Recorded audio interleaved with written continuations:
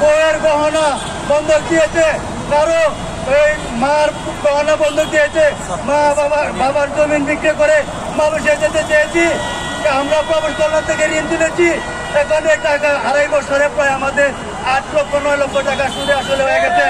আমাদের এই টাকার ভার কে নেবে? আমাদের সংসার এখন ঝগড়া, ভাইয়ে ভাইয়ে ঝগড়া, ভাই বোনের ঝগড়া। কিন্তু আমাদের এই স্বামী স্ত্রীর ঝগড়া পরে শান্তি মতো ভাত খাইতে পারি না।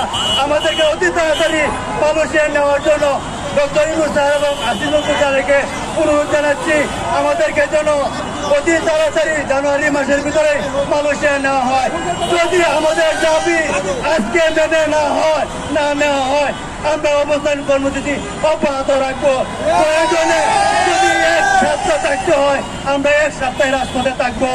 তবে সকলের কাছে আমার অনুরোধ, কেউ কোনো বিশৃঙ্খলা সৃষ্টি করবেন না, শান্ত শৃঙ্খলা বজায় রেখে আমরা আমাদের যে ওই আন্দোলন চালিয়ে যাব, এটাই আমাদের সিদ্ধান্ত।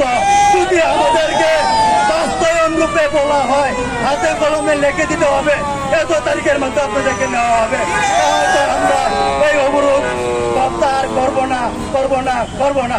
আপনারা সকলে রাজি আছেন? আমাদের